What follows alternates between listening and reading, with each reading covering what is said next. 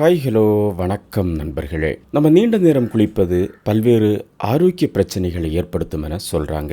நம்ம சருமத்திற்கு தேவையான மாய்ஸ்சரை கொடுப்பதற்கு நம்முடைய சரும துளைகள்ல இயற்கையாகவே எண்ணெய் சுரப்பு இருக்கும். அதிக நேரம் நம்ம குளிக்கும் பொழுது சருமத்தில் இருக்கக்கூடிய இயற்கையான எண்ணெய் மற்றும் ஈரப்பதம் குறைய தொடங்கும். அதுலயும் தினமும் வெந்நீர்ல குளிக்கும் பழக்கம் இருப்பவர்களுக்கு இது இன்னும் அதிகமான பிரச்சனையை கொடுக்கும். நம்ம உடல்ல இருக்கக்கூடிய இந்த நேச்சுரல் ஆயில் நீங்கும் பொழுது சருமத்தோட pH அளவில் மாற்றங்கள் ஏற்படும். தொடர்ச்சியா நம்ம நீண்ட நேரம் குளித்து கொண்டு வரும் பொழுது சருமம் அதிகமா வறட்சியாக தொடங்கும். நம்ம சருமத்தோட வெளிப்புறத்துல பல்வேறு அடுக்குகள் இருக்கிறது. இதுல தோலோட வெளிப்புற அடுக்கு நம்ம சருமத்தை சுற்றுச்சூழல் மாசு, புறஊதா கதிர்வீச்சின் தாக்கம் ஆகியவற்றை தாங்கி சருமத்தை பாதுகாக்கக்கூடிய வேலையை செய்யுது. நம்ம அளவுக்கு அதிகமா நீண்ட நேரம் குளிக்கும் பொழுது இந்த மேலடுக்கு சேதமடைய தொடங்கும், இல்லைன்னா அழிந்து போகக்கூடிய வாய்ப்பு இருக்கு எனவும் சொல்றாங்க.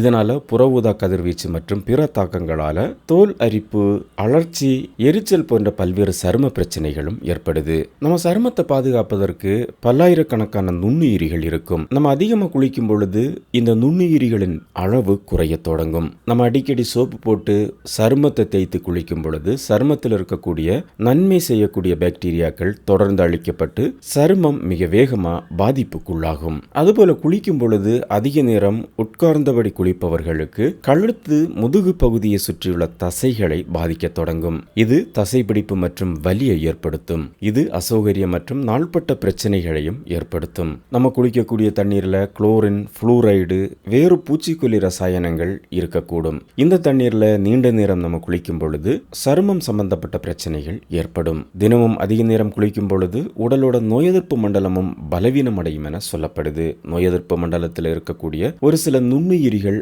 அதிக நேரம் குளிப்பதால் அழிக்கப்பட்டு உடல்ல நோய் எதிர்ப்பு சக்தி உருவாவதை தடுக்கும். நோய் எதிர்ப்பு மண்டலம் பலவீனப்படும் எனவும் சொல்லப்படுது. சருமம் மற்றும் தோல் நிபுணர்களுடைய பரிந்துரையின்படி ஒரு நாளைக்கு 2 முறை குளித்தால் குறைந்தபட்சம் 5 நிமிடத்திலிருந்து அதிகபட்சம் 15 நிமிடங்கள் வரைக்கும் குளிக்கலாம் என பரிந்துரைக்கப்படுது. அதற்கு மேல் குளிப்பது மருத்துவரால் பரிந்துரைக்கப்படுவதில்லை.